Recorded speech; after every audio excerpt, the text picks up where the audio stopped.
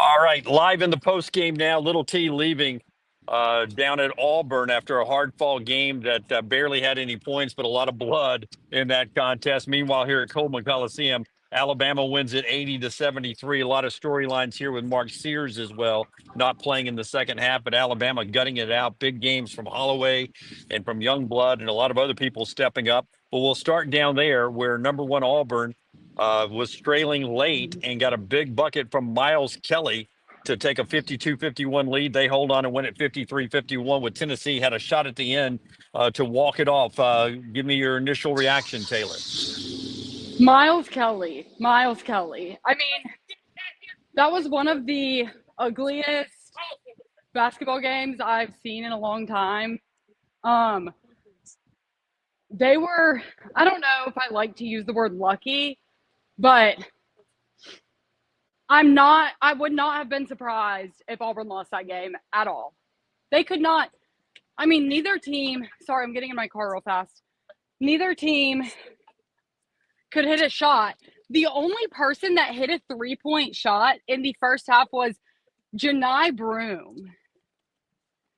Yeah, which is they were. just, There was 21 threes, and there was only one made one, and that was Janai Broome. That's how bad it was. That's what Tennessee does, though. We knew that going in, right? Auburn and Tennessee played a 46-43 game in Knoxville. That was the final score a couple of years ago, 46-43. So that's how Rick Barnes likes to play. I was just surprised that Auburn at Neville Arena got into that kind of game with them, that they let Tennessee sort of drag them into that kind of game.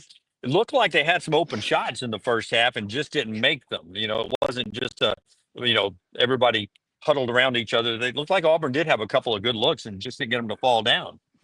yeah, I agree. I don't think that they were all necessarily bad shots. They just couldn't hit one. It was like they were in a bad shooting funk and could not get themselves out of it.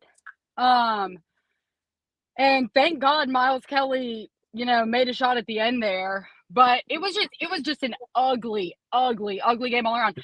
The officiating was atrocious. Bruce Pearl Yeah. was about to lose his mind. Again, that happens with Tennessee all the time. It is because when they let Tennessee play their style of game as they did tonight, it's a let you foul situation, and that's what ended up happening. It happens usually in Knoxville. Rarely does it happen on the road, and they let it go on tonight. Here's the numbers you're talking about a little bit. Janai Broome was okay. He was 7 of 19 from the floor, 1 of 3 from three. He had 16. He's not 100%. You can watch that and tell he's not 100%. He gutted it out tonight. 7 of 19 there for him. But everyone else, let's see, Denver Jones, 0 of 8. Chad Baker-Mazara, 0 of 5 in the contest. Dylan Cardwell was 1 of 1. Chaney Johnson was 5 of 8. He had a good game as well. He had 10. He got to double digits. Pettiford was 3 of 9. Had big free throws, a big free throw late that helped a little bit. So those numbers, when you only score 53, the numbers aren't going to look good. But it's not about the numbers all the time when you play Tennessee. It's about getting that dub, and Auburn got that tonight to stay number one in the country. Give me another thought, and then I'll start running through some of the reaction here from our fans on what you saw down there. I mean, you saw Janai 100%, not 100% in your eyes. It didn't look that way. It didn't look that way for me. No, I don't necessarily think that it was. He didn't play 100%. No. I don't think that they would have let him play if there was a risk of him worsening his injury. Obviously, anytime you step out on the court, there's a chance that you get hurt. I do not think that the staff would have cleared him to play if his ankle was not fully healed. To me, it was more like he did not play like his normal self, no. And I think it's going to probably take a second for him to get back into his into his regular swing of things in terms of, playing like he played at the beginning of the season, because he's been sitting for 2 weeks. Tesla wants to know what's up with Mark Sears. We'll get Nate Oates' comments coming up here momentarily. If you were watching the Auburn game and we're not watching the Alabama win over LSU, Mark Sears 0 in the first half. And then was sitting very emotionally on the bench in the second half, did not play in the second half after playing 17 minutes in the first half. I referenced the Illinois game where we ended up having Mark, who sort of subbed himself out to let the other guys who were hot playing. We'll see if that's what happened again tonight or if something else has happened with Mark Sears. There was a chance of an injury near the half where he was in a pile and something may have happened. Or there may have been something else that could have kept him out of the game, which is always a possibility. A very intense this time of season with a group of guys that were not having their best game. So we'll get an update inside the locker room coming up a little bit later on. Tesla Talk doesn't think Auburn will do well when Florida comes to town. Florida got a lot of love on game day today from a couple of the analysts that they may end up being the biggest challenge to Auburn and Alabama in the SEC race as the season progresses, and maybe even a Final Four like team. So that's an interesting comment there from Tesla Talk about how good Florida is. Cindy says happy for Youngblood, who had a big night here. Let's talk a little bit about Alabama LSU here as well. The game that we saw in person here, 80-73, the final in this one, Taylor. And in this contest, it was 40-40 at the half, which I said was a low scoring game. Nothing compared to what you saw when it was 22-20 at the half. So 40-40 at the half here. And LSU was doing a lot of the Ole Miss stuff defensively that was really causing a problem, especially for Mark Sears, who in the first half was 0 of 5, had 0 points, and then didn't play in the second half. But Aiden Holloway and Youngblood were really big in the first half. Youngblood ended up playing 30 minutes tonight. Holloway played 29 minutes. Youngblood was 5 of 10, had 13 points. Holloway was 5 of 14, had 19 points tonight to lead Alabama again. Diabate had 14 to be second in scoring. So Holloway and Diabate big scoring again. Nelson had 12. Youngblood had 13. And then Sears ends the night with 0. And we'll hear from Nate Oats coming up. Forster will have that here at Next Round Live on our Twitter platform as soon as Nate Oats comments on Mark Sears a little bit later on. He'll have Auburn post up a little bit later. But for Alabama, is a win here in front of a packed Coleman Coliseum, 15, 16,000 fans in here.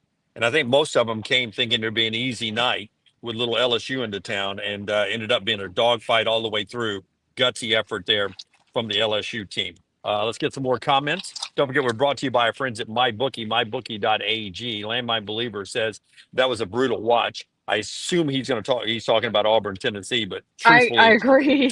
truthfully, neither game was a masterpiece when it comes to basketball, to be honest with you.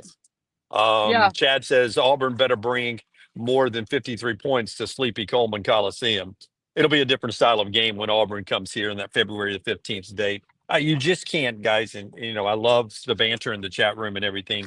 You just can't compare Tennessee scores when Tennessee is allowed to play the way they were tonight to any other scores. I mean, it's an Auburn win 53-51. It doesn't matter the score if it's 19-17, if it's 88-86. Yeah. Tennessee makes you play differently. They make you play differently. Give me another thought you had when watching that game, and I'll pull up a couple more comments here. Well, someone asked about it. I'll try and scroll and find it while I talk, but I'm not sure if you've seen any talk about this on social media, because I know that it's very difficult to keep up with what's going on in Auburn and Tuscaloosa when the games are at the same time. Oh, it was James Stallings. Taylor, did you see what happened with Janai? So Yeah. at halftime, the team goes into the locker room. They come back out to, start warming back up, shooting around before the second half starts. Janai goes straight to the bench. He isn't shooting around. And he had sent out a tweet with some random emoji at halftime. It's since been deleted. He went in for a couple minutes earlier in the second half. And then it was when, I can't remember who it was. May have been Chaz Lanier hit a 3. He got pulled. And I didn't see this, but this is what the people around me, because I wasn't watching the bench, I was watching the court. But the people around me said that Bruce was talking to him when he came off the bench, and it looked like he was had some things to say back. What exactly was said, no one knows. And it is being reported that Bruce pointed to the locker room, and then Janai, along with 2 of the assistants, walked to the locker room, and he was not on the bench the rest of the game. I'm Yeah. very confident that Bruce will be asked about it post game. That is all I know. And that's what I have seen that's been reported by others that were there. But the details, I think, are a little iffy right now. Yeah, I will tell you there's a possibility that some of that may have happened here tonight as well. So we'll wait until we get to hear from Nate Oates in just a little bit. Right now, LSU, I believe, is still in there and doing some post game just to my right here at Coleman Coliseum. A couple other comments from here. Cheney J with another good game says Aaron down there. Cheney Johnson, obviously, is who you're talking about. Richard doesn't like the officiating all season. It's basketball season. Nobody ever likes the officiating, right? Yeah, but I mean, it was like Zakai Ziegler. I'd like, is it? I don't know if it's just because he's tiny or what, but some of the calls that he got tonight were interesting. I'll leave it at that. Landmine believer, very proud of Bama in the second half. Weird how Sears gets taken out and defense gets remarkably better. This is something Nate was challenging the team in the first half. He was pissed off at the defensive rebounding and the defensive effort in the first half a couple of times. And again, that could be why we didn't see Nate hadn't started yet in there, has he? Okay. Yeah, still no Nate Oates yet. All right, so LSU is just finished, so we'll be getting an update from Nate here in a second. That'll be one of the first things he's asked about. He may bring it up himself, but that is a big deal. So Alabama a winner here, and Landmine Believer's right. When you're 80-73 and you don't play your All-American Mark Sears in the second half, and he goes 0 points, much like the win over Illinois, that's a big team win there to end up getting. The W here. Zach says Mo D with the muscle emoji there. Diabate, man, he does it every time he's on there. I don't know what the plus minus is tonight, but at Kentucky it was plus 21, plus 26 at the in the last game, and plus 7 tonight. So he's always in a plus when Diabate's on the floor there. Matthew says a win like that really helps down the road in March. Talking, I don't know about either one again, because Alabama had to get this one out, the kind of win you get in March, and then for the Tennessee Auburn game, that's first round, second round win all the time. There was for Auburn, you got Broome back, and you're about to say something else. Go ahead.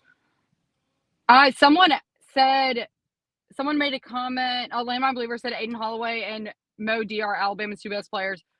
I obviously was not. I didn't watch a second of the game tonight. I couldn't due to internet issues as well as having another game. But do you agree right now? I mean, Aiden has been shooting lights out over the past few games. He came into this game. I saw the graphic. What was he? 68% in the last 2 games. He led, and yeah. Say it again. Yeah. Yeah, he was leading the SEC in field goal percentage in conference play. So they've played what, 7 conference games now? Is that right? Yes, that is correct, Taylor. Yeah, so that was heading into this game. I have no clue what the numbers are now, but that was prior to today's game. LSU got off 10 more shots than Alabama. That is a problem. That's not the way Nate likes to play. Absolutely. He likes to shoot more than they shot tonight and likes to make a lot more, but you still score 80 points. I think the national lead is Alabama with 90 points a game, so you're only about 10 under this. Oh, here's Nate's comment. Thank you. This is all I'm going to say about playing time stuff. We played the guys in the second half that we thought gave us the best chance to win the game, and we won the game. Our defense was significantly better in the second half than in the first half, and we haven't done that much this year. Okay, so this is his comment on Mark Sears. Yeah. This is all I'm going to say about playing time stuff. We played the guys in the second half that we thought gave us the best chance to win the game, and we won the game. Our defense was significantly better in the second half than in the first half, and we haven't done that much this year. Thank you.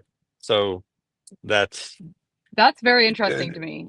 Yeah, I will tell you, it'll be a storyline because when we talked about this in the offseason, you had 13 guys on this Alabama roster that have all started at places or they're McDonald's All-Americans. They've either been starters somewhere or they're McDonald's All-Americans, or they're Mo Diabate who just earns his way under the floor.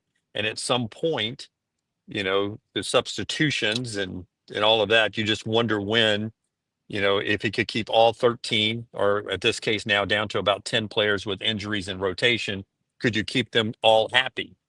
And tonight may have been the first sign of a long, long season ahead. And that's what we had. Got a little developing scene in front of me here. What scene And is developing? yeah, I don't know if I should. Well, it's Mark Sears' father sitting down talking with an assistant coach. So that tells me that there's a little feeling, Well, little interesting stuff that has happened here. I think, yes, that was a concern with the depth of Alabama's roster because everyone wants to play. It comes to a point Yeah. where being on a winning team's fun, but you want to play. And that was a concern this offseason, but I don't think it was a thought in anyone's mind that one of the players that might lose time would be Mark Sears, or at least I didn't think that. Yeah. Well, that is a touchy subject, right? Do you set your All-American if there are 6 other, 7 other people playing better than him? No, absolutely If not. you I just didn't well, think that he would be one. I think you do. If he's not playing the best that night or at any given time, that's what you got to do. You got to do that for the betterment of the team. You got to win the basketball game. You do Yeah, that.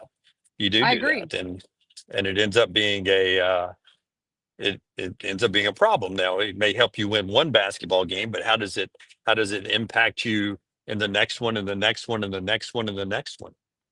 Well, he So seemed, he bounced back fine after the Illinois game, or it was Illinois, right?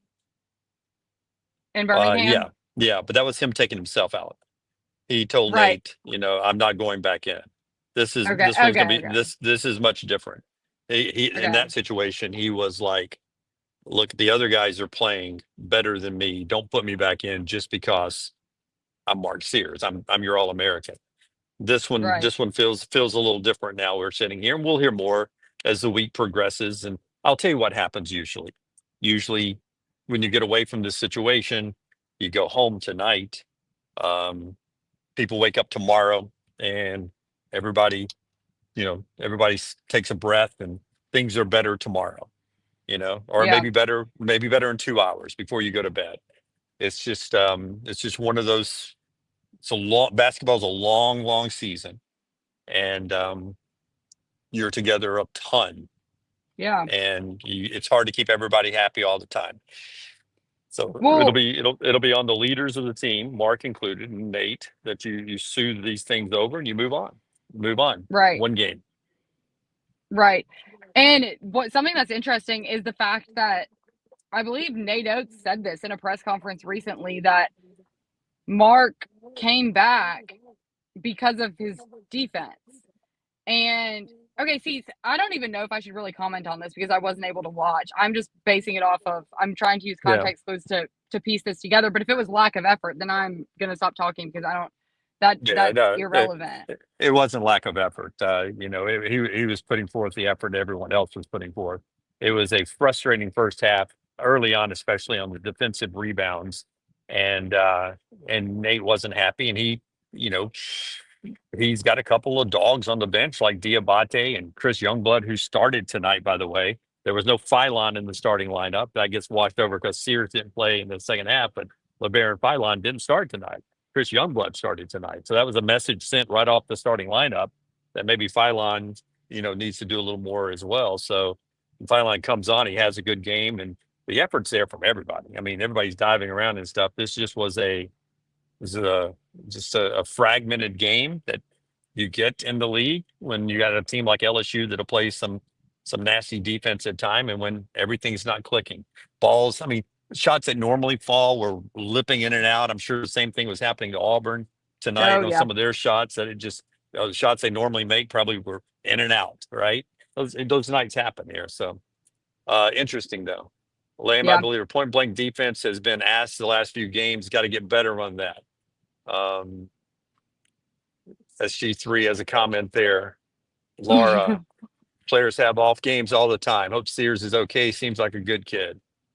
He is a good kid. One of the more popular Alabama players of all time. Mark Sears is, and we'll see what tomorrow brings in the saga after what has been. I got a good video. I'll send it out when we're done here of the assistant coach about a minute on the bench in the second half, consoling him. And if you watch the broadcast, you could see that Mark was emotional, and you could tell that he was emotional about not being in the game. So That's interesting. That's very yeah. interesting. And it doesn't seem like Nate wants to talk about it in the post game either. Well, you don't air your dirty laundry in the post game. That stays between Right. that stays in the locker room. If that stays in the locker room, right? You don't But come out and you don't throw your players under the bus. We talk about coaches doing that all the time, and so he's not gonna do that. He's not gonna do that. well, I'm not saying throw him under the bus, but the response to the question was just interesting to me Yeah. because of how questions about things like that have been answered in the past. But no, I agree. You shouldn't throw anyone under the bus. And I think that, all the coaches are going to protect their players. Okay, I think Bruce may have told Jakai to go delete his halftime tweet. Yeah, the tweet is deleted. I didn't see him come back. Sorry, I just got distracted, Matthew, if that's what you're talking about. Because I started talking about something else. He did delete it. I don't know if that's why he went to the bench though. But yeah, I don't know. What do you think this does? Which this is a kind of off the rails question, but what do you think Mark Sears' draft stock will be in comparison to last year? Like, will it ever get higher than it was at the end of last season? Maybe. I mean, you'll have some combine and stuff to do, but probably not. Unless the season ends in the Final Four, and then yeah. I mean, if he's the reason you get there, then yeah, absolutely. Here's Yeah. another comment from Nate Oates. Um,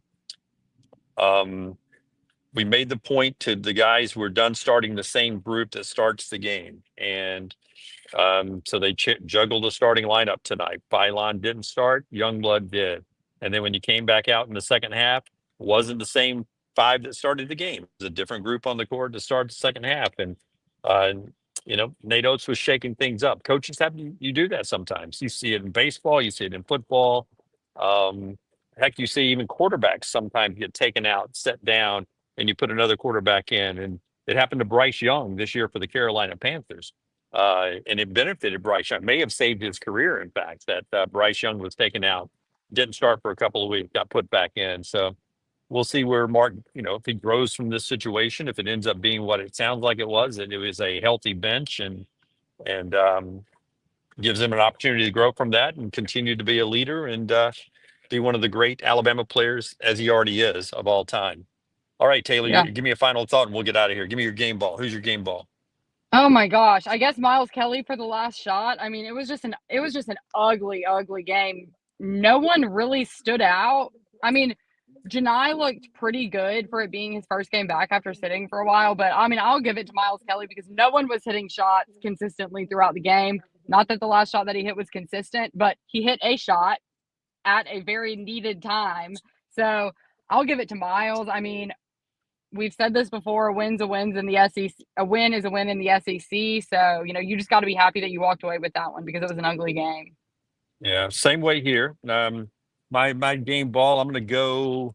I think I went Youngblood last time, but he got off to a hot start. He scored 7 of Alabama's first 9 points, so he was a good start there. But I'm going to go with Aiden Holloway again. Guy's shooting. He's the leading scorer. Aiden Holloway's my game ball, and that'll wrap it up here. We'll do more tomorrow, and we'll know a little bit more about everything going on with both of those personnel situations. One there at Auburn, one here in Tuscaloosa. Tomorrow when we record the basketball show again. Be careful, and we appreciate you guys being with us. Keep the comments, likes, thumbs up, and all that. And we'll talk tomorrow on the basketball show. Good night, everybody.